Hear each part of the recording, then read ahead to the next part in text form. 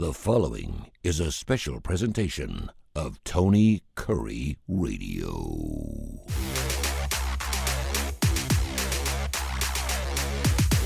Welcome back to the K4Wins. K4Wins.com is the website. We've got a ton to get into today. Of course, Carolina, Florida. Carolina finally gets off the schneid last night, gets a victory. This show is being recorded, by the way, on Tuesday, May 27th. The Stars and the Oilers still getting after. Oilers up 2-1. We got Major League Baseball to get into. We've got NBA, Minnesota and OKC, 3-1 OKC.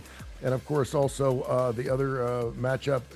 And it's been crazy because the Minnesota OKC game have actually been a little bit better than I thought they were going to be. But the Indiana games with the New York Knicks have just been silly. No one's won a home game yet. Of course, the Knicks have come back down 23 different times. So lots to get into. But first, how are our numbers looking there, Kai? What do we got?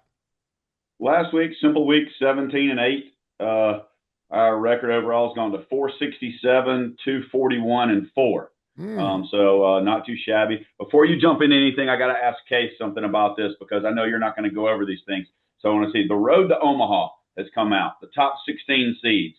And looking at the odds to win the championship, something is funky.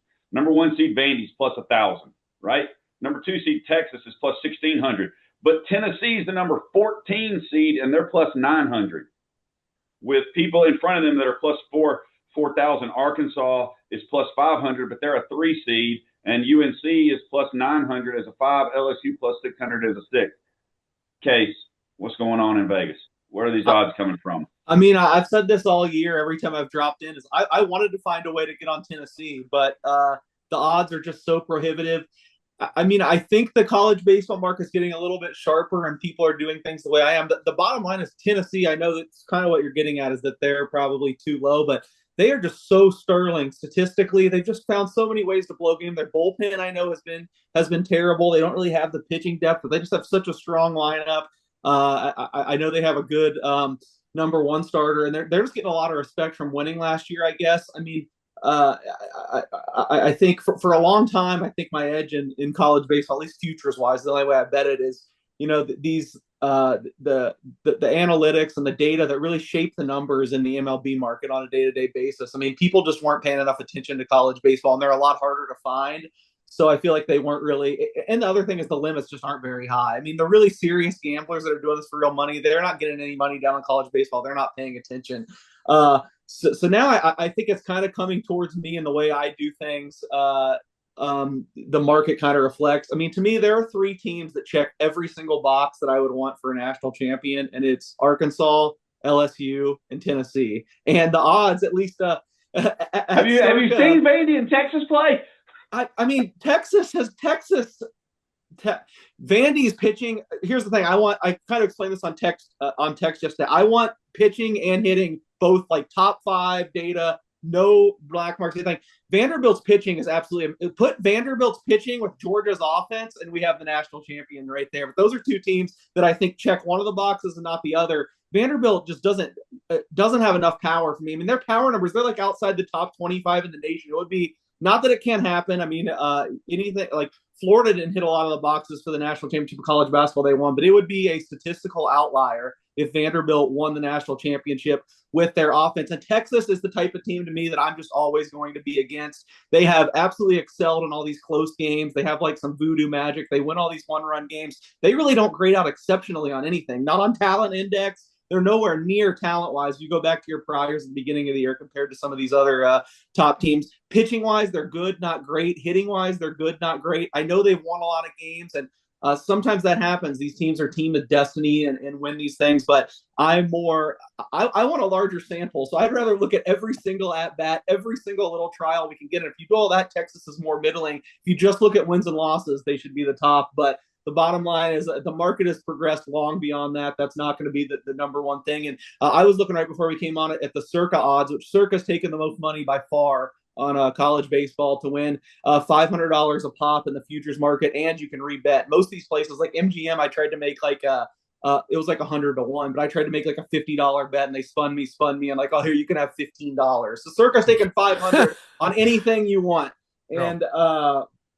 and that they have Arkansas as the favorite. I think plus 450. I believe they had LSU the second favorite at 6-1.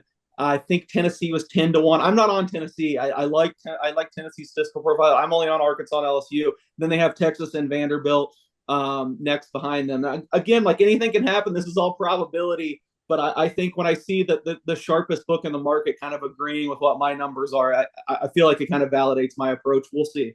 He is the chief editor of the Las Vegas Sun. Case Kiefer, you just heard him, his diatribe there. Of course, Kai Greger right below him has been doing handicapping for years and years. Kip Kiefer, the executive director of the Birmingham Racecourse and Casino, right below me. This is K4Wins. K4Wins.com is the website to check it out. I did want to get into something briefly with you, Case, and I know you've taken a lot of the show, but you are the man right there, ground zero. The International Gaming Standards Association's Ethical AI Standards Committee has gotten together. And they're trying to make sure that bettors know what the hell they're getting themselves into when they ever hear anything about AI picking ball games in gaming. What does Las Vegas think about artificial intelligence when it comes to gambling? I mean, I've gotten kind of up on some of the AI stuff now, as I've had to be trained on it for work and got it. I've seen some comical, some guys doing this. Like, I know this has been a talking point, but I think it's a little overblown at the moment. I've seen like some humorous, mocking of like putting into Chat GPT, hey, read Billy Walters' book and try to start making picks like Billy Walters, and then just it's hilarious. I mean, the bottom line is AI, especially at this point, is only as good as its prompts. And to get any edge in sports betting, you're going to really need to know what you're doing and really prompt it. I think the way that it really could change is once again, I mean, the biggest markets what's shaping it are the guys with availability to the best data and that build the best models that spit out the best numbers. And that is one area that I'm not super up on AI, but I do know it can help a lot with the coding. So if you have this really good, if you have, a really good model that you're trying to sharpen, trying to fine tune, I do think if you fed it all in, again, I think it's all about the prompts. You gave it the right prompts, and you said, where can I basically to find some bugs in the model, find some things where it is not over or underperforming. And I think a big thing with these models is just back testing. You want to go back through 25 years of data and see how your model's performing at, going into games versus close game. I think AI will make it a lot easier for that. But again, I mean, right now, this only applies to the top 0.01% of bettors. I don't think it's helpful right now for the vast majority of people. I know it's something people have an eye on, but I think the industry right now in general is kind of like me. It's kind of like, we know it's there, it's at arm's length, but right now, I mean, if it's helping anyone, I would think that it is the bookmakers for sure, because I'm sure people are. It is pretty amazing that I used to deal with this guy out of Cincinnati. He had predictionmachine.com, and it's been out for 15, 20 years. I don't even know if it's around anymore. And it does make you feel better as a bettor when you're putting something into a computer and it's spitting something out. I know a lot of the top dogs, including yourself, have your own computer analogs, and it's only as good as the information you put in. So, I mean, it's really, really important to do that. And for someone like yourself who does it for a living, you're really good at it. Kip, let's jump into the NBA, my friend. The Knicks and the Pacers. No one's won a home game yet. Does it happen later on tonight in Indiana? They're giving up 2.5, 220.5. By the way, the bone. I have to ring my bell when I get a chance because it's not very often. 9-2 in NBA team totals and overs. And I've loved the NBA so far when it comes to playing the overs. But the Knicks and Pacers later on tonight. Indiana up 2-1. Does the Knicks, do they even up the series again on the road? They have 6-1 or 5-1 on the road in the playoffs? Which is crazy because I didn't have them rated a very formidable road team during the year. My artificial intelligence, and believe me, it is artificial, suggests that, and I said it the other night, and I don't have the data and the numbers and all that. I just go by a lot of the eye test and look for trends. I did try to warn everybody on Friday night that I just stuck in my mind with the game in Indiana, what happened with the Pacers in their last series when they went to Cleveland and went home with a 2-0 lead. Everybody looked like was jumping on the Indiana bandwagon that this is just a formality. Now they're going to go ahead and wipe the Knicks out. I just was haunted by that game 3 in that series where Cleveland completely reversed the trend and won the game. And then the Knicks, of course, came right back with that same kind of performance. And I think it's the third time they've had more than a 20-point deficit in the third quarter in these playoffs and made up the difference seemingly in the blink of an eye and won. So if the trend still holds from the last series, of course, Indiana came back in game 4, and that was the ultimate performance by the Pacers. I think maybe when you win the first 2 games on the road, maybe you don't have the sense of urgency to get back home in that first game. You're just kind of getting settled back in. But remember game 4 in the Cleveland series, Indiana went berserk. They had 100 points at the end of the third quarter. I mean, they just were unstoppable. So my sense is that kind of onslaught may be coming again. They're back home now. It's 2-1. There's a little more of a urgent situation that they've got to hold serve on their home court, and it just doesn't make logical sense that the road team is going to win all 4 games in the first 4 games of the series. So I'm a big lean on the Pacers tonight. I kind of agree with you, and I think a lot of people said that their pace is just so much fun to watch. It's like an all-star game almost every single night, and everyone kept talking about the Knicks. They could stick with this team for 2 or 3 nights, but can they play that way for 7 straight nights? Because Indiana, they just want to run. And as a matter of fact, they've gone over 2 different games in this particular series, and in both those games, it went more than 5 minutes without scoring a bucket and still went over. I mean, its possession time is just unbelievable. We'll get into more of that. We'll get some picks coming up a little bit later on in the show. And of course, Minnesota and OKC up 3-1. Game 5 coming up Wednesday, Kai. What are your thoughts on OKC? They changed it out. A valiant effort by, of course, Minnesota last night, but OKC gets the victory by 2. Like you said, you had the over last night. I mean, I'm probably going to ride with that tonight, just with you. I think Indiana's going to do the same thing and make it 3-1 tonight. I can't see OKC dropping many more. I mean, I think they win at least in 6, if not in 5. Kind of be surprised if they didn't go ahead and win game 5, to be honest. But I have spent so much time, believe it or not, watching hockey. I knew last night that the Panthers had no chance because I was watching ESPN bets, and the 2 best bets of the night were Florida on the puck line and Carolina under 2.5 goals. And I was like, okay, let's take the over. I'm going the other way. And let's make sure we bet Carolina. Mm-hmm. It was just, I just knew as soon as Joe and the guy they call Puck Daddy, I know if I'm giving them props here on our show, whatever. But I love watching that. I know that Case knows some of those people, but I just love seeing every time that that one guy picks one way. I love to go the other way, just like I see, their eye candy on the show when she picks. Go in the absolute opposite way also. But they do give a lot of bets you can only get on ESPN bets that you cannot get anywhere else. Yeah. Single game parlays with props and totals that, you'll see totals everywhere, whether it be Circa or online books here that are 219 and they'll give, over 214.5. And I'm like, what the hell? So anyway, I got off on my tangent and we'll go on from there. But yeah, I blame the K4 family for getting me more and more into playoff hockey. And I've hated it because, now that Vegas is eliminated, and then of course the Predators, the 2 teams that I pull for, but I've had a lot of fun, although I have to say last night's game sucked. The Hurricanes 0-15. They've been swept the last 3 Eastern Finals, and of course, it's just, that's just amazing. And that's the second longest losing streak. There's actually been a longer one, and I was hoping last night they get a victory just because I didn't want to see them get swept again. They were catching $1.45. They get the victory. Then, of course, you got the Stars and the Oilers ended up 2-1 right now. Case, what's that series looking like for you? Well, I'd say I'd roll it back. You can roll the tape maybe a month or month and a half ago. I said something definitive at the beginning of the NHL playoffs. I said, it is not even close. The 2 best teams talent-wise are Florida and Edmonton. And it just comes down to if you think they're healthy enough to get there. Now, at the time, full disclosure, I wasn't right about everything. I said that I thought Edmonton was really banged up and it was going to be tough. And they still are kind of banged up.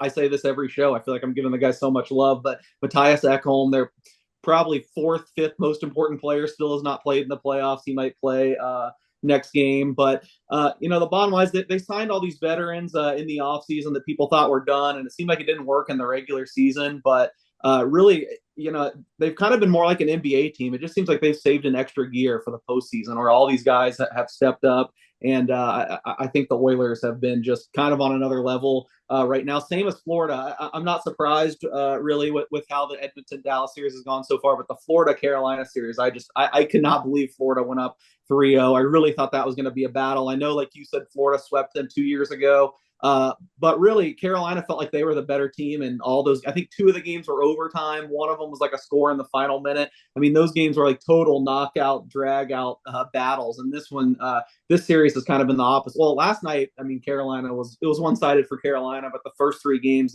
were obviously all Florida. All that being said, I mean, Florida, we have seen blow a 3-0 lead before. I know they ultimately ended up beating the Oilers in the Stanley Cup final last year in Game 7, but they were up 3-0.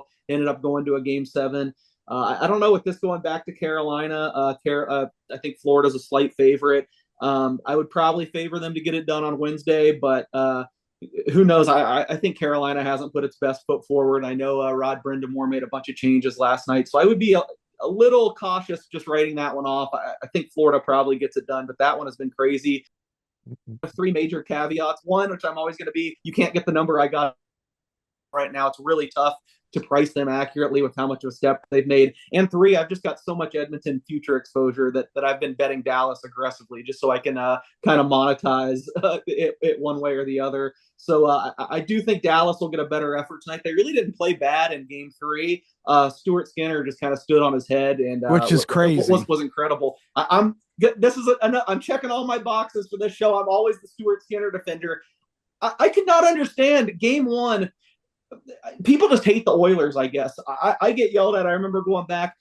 I've always told the rule in the NHL is you can't blame power play goals on the goalies. It's not the goalie's fault. If a goalie everyone likes gives up all these power play, you hear that. But Stuart Skinner, the Oilers are playing like goons with a 3-goal lead. They go 4 times in the penalty box and score every time. And all of a sudden, Stuart Skinner's the guy on the firing line. He's the GOAT. Yeah. I mean, I know he's a mental midget, and he has some mental issues, but the guy has shutouts in 3 games so far since he's come back.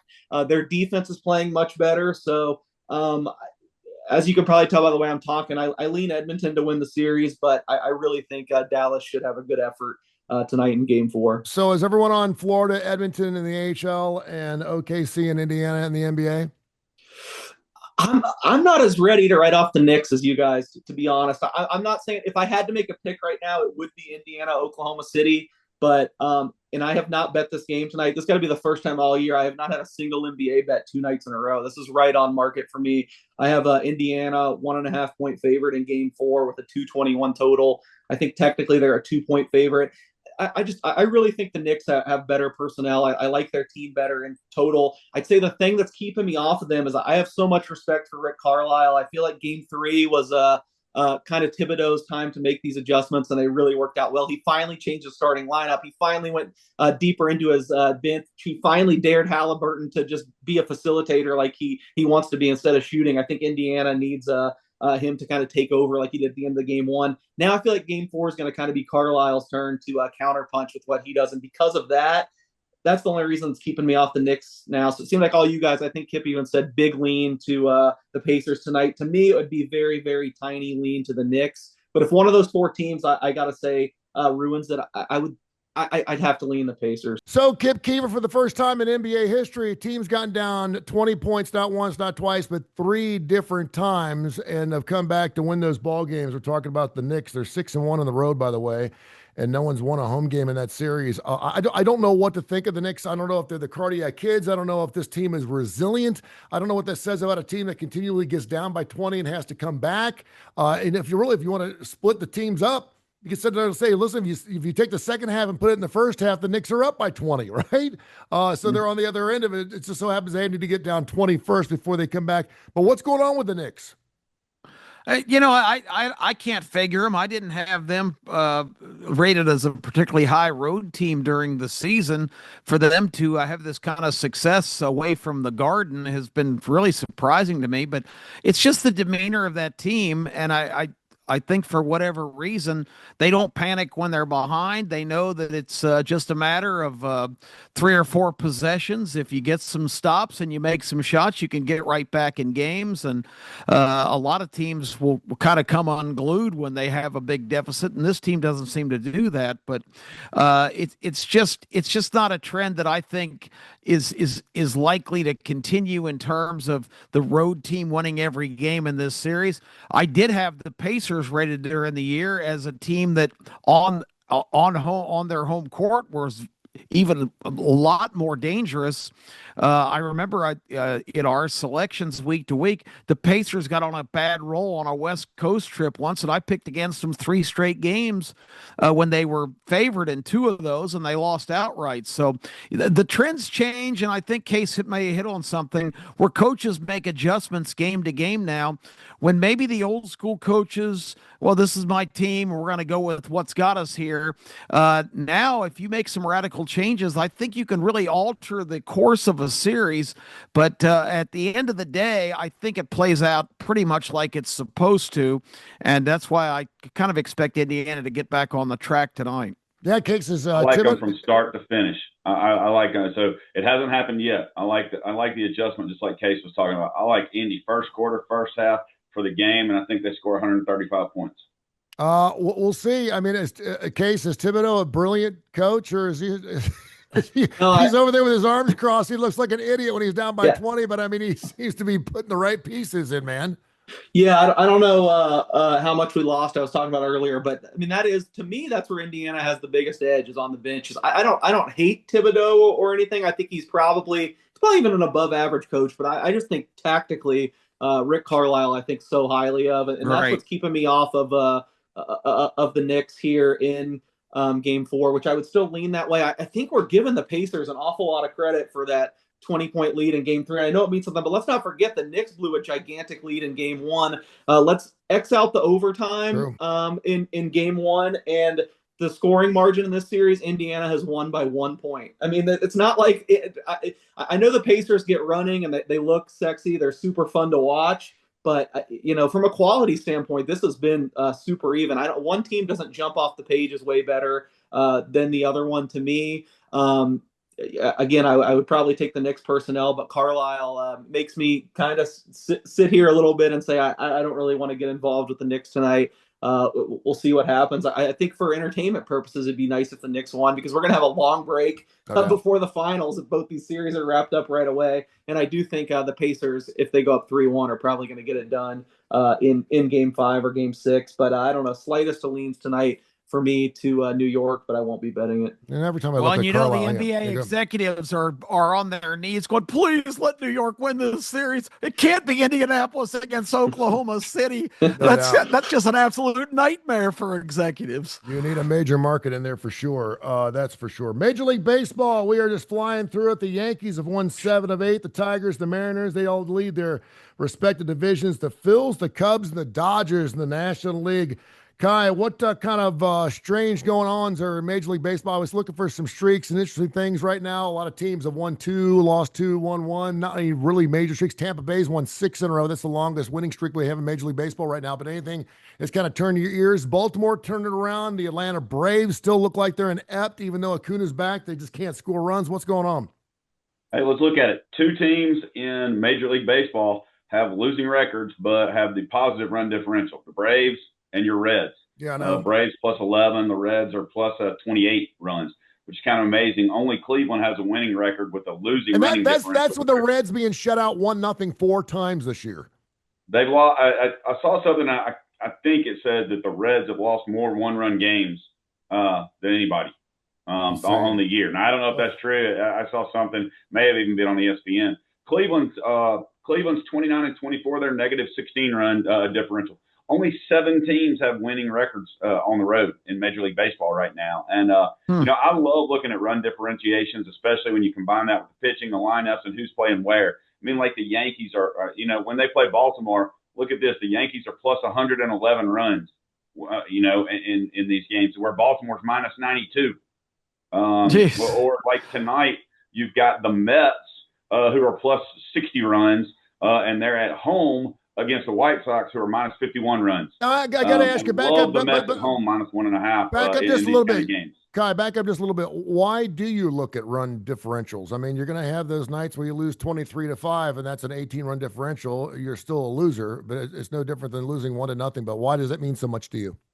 Well, I would challenge you to go and look to see how many teams have lost 23-5 this year.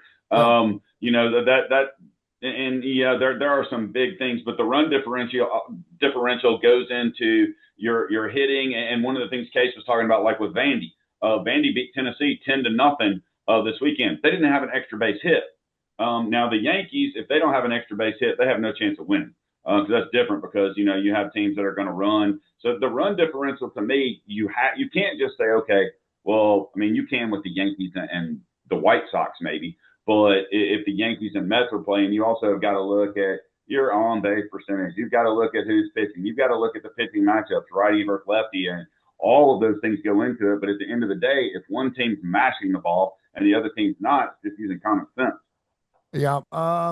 Yeah, I agree with you too. I mean, it's interesting. I mean, when I look at my Reds and the fact that they got a positive, I can't believe they have a positive differential just because of those 4-1-0 games. It ultimately, Case, comes down to pitching, and I think the trade deadline's coming up, and obviously the All-Star break's right around the corner as well. And I think that's going to play into a lot of it right now with the Yanks, the Tigers, the Mariners, the Phils, the Cubs, and the Dodgers. Those 6 leaders. How many of those are still leading at the break? Ooh, that's a good question. Especially because I mean the Dodgers I think have the shortest lead, and they're not. Obviously, they don't seem very vulnerable, even though their pitching once again for another year is beaten up. I'd say you probably have to make the over, and a lot of them have big leads. I'd say you have to make the over under like 4.5. I mean, I don't see a lot of these teams faltering. I do think the NL East is going to be back and forth.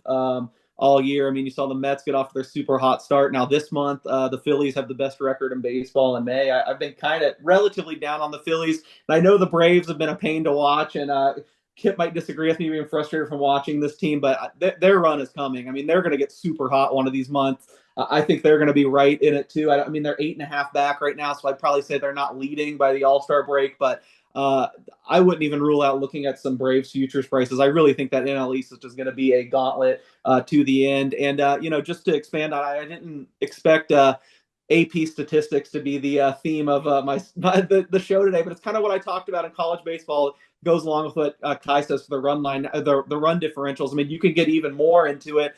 But the bottom line is you just want more trials. I mean, there's a lot of noise in wins and losses. I mean, how many crazy things happen in these games? There's errors. I mean, a one-run game, there's the slimmest of things can flip it. I mean, the kind of the basis of one of the basis of baseball analytics like revolution was just cluster luck. Like we put so much into like these teams able to piece together a bunch of hits in the same inning. But what if a team has 14 hits in a game, but they're just getting 1 hit per inning? It's really kind of bad luck at the end of the day that they don't get it. So I think any way you can expand the scope and just look more beyond wins, losses. We have like 50 some trials this year. I mean, runs, we have hundreds of trials. At bats, we have thousands. So you really want to get as granular as you can to create an edge. So I think that's why that is important.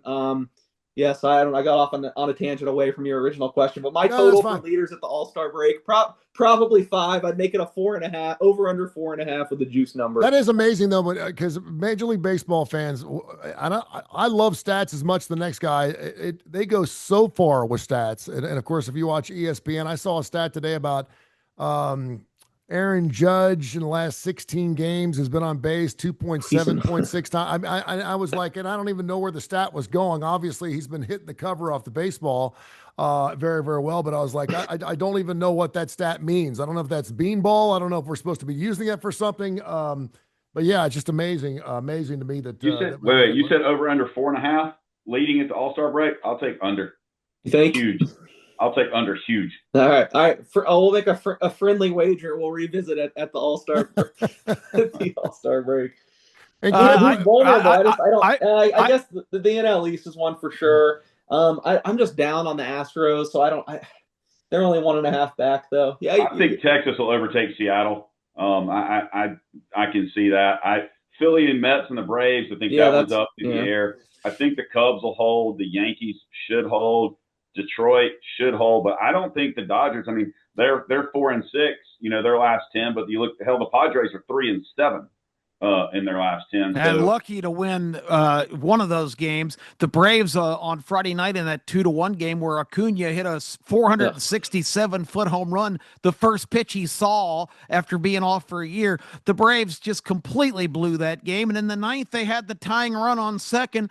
And inexplicably, the pinch runner, Eli White, ran halfway to third on a ball that he saw drop and tried to run back to second, which made no sense whatsoever. So Case's point is right. The way some of these teams invent a way to lose in games that they've got every opportunity to win. If you watch baseball day to day, every game, that's the plot line. It's an untimely bad throw. It's a stupid base running mistake. It's a guy who comes up, all he has to do is put the ball in play, and he strikes out on 3 pitches. Baseball is, I know there's a lot of numbers that probably can determine things, but the way most games are decided are by somebody screwing something up. Hey, and a lot of these teams are one injury away, and it could be, Boston, who would have thought Tristan Casas being out would be such a huge big deal to Boston, and even create controversy for Devers, there when they asked him to go to first base and he said no, and he come back out and said maybe, and all these different things. But what happens if Aaron Judge gets hurt and is out for 2 or 3 weeks for the Yankees? What happens if Shohei Ohtani decides I want to throw the ball and tears his shoulder up for the Dodgers and can't play? What happens if Soto decides he doesn't want to run hard to first for the Mets and they bench him again? That's already happened. Like that. Yeah, that's already happened. Yeah, for sure. I got to defend my book. Maybe the right number is over under 4, but there's no way it's over under 3.5 lead by the All-Star break. So I don't think 4.5 is a bad number. I got to find something 3.5. And that's why it's 4.5. You want people to go on both sides. Hey, real quick. Go ahead. Real quick, Tony. I read a great article this morning. It's posted on ESPN, and I think this is in Case and Kai's wheelhouse about the nightmare. That's the word used by the Caesars Palace sportsbook manager that the Colorado Rockies are for sportsbooks in Las Vegas. We can't make the number high enough to get people to go the other way. The thing. Go ahead, Kai. Oh, sorry. It glitched, I thought. But you know what their run differential is? Minus 173 runs. Yeah. He says people are killing them of betting the other side and betting them under their run total. It's like double jeopardy. That's the thing is normally when the price is so high, what do? You give up run differentials. You can't make that run differential high enough. What did you take the Dodgers? Mike Concho came in there and got a couple of bombs, and then he's gone cold. His real name is Jordan Beck, but as a Tennessee fan, he's gone cold. Case, I thought the most interesting thing in that article was the series they had 2 weeks ago against the Padres where they lost 21-0, then were swept in a doubleheader by about a combined score of 25-2. They were such a huge dog in game 4 of that series, but the Rockies shocked the world and won 9-3. He said the score for the books was as comparable to the highly successful NFL Sunday.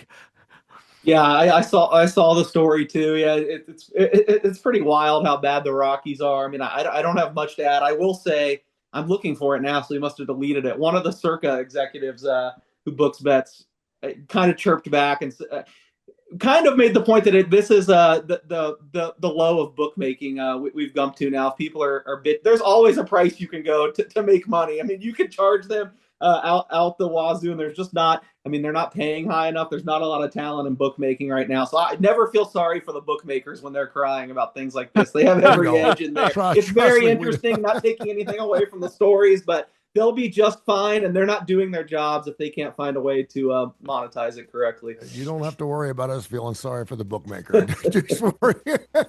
I always love it when I have a good week and I go, hey, man, you just won me a trip to Florida. And he goes, yeah, well, last year you bought my family 3 cars. Yeah. It's an even deal. Touche. All right, K4Wins.com, K4Wins.com. Check out the website. We got great articles on there. It's free. You can subscribe to it, K4Wins.com. We got some exciting things happening starting next week. We're going to be going live on some platforms, which is going to be great. And along with the rest of the guys, we greatly appreciate everyone checking out our site, K4Wins.com, and listening to it right here on Tony Kurre Radio. Thank you, gentlemen. Appreciate you, man. Yep.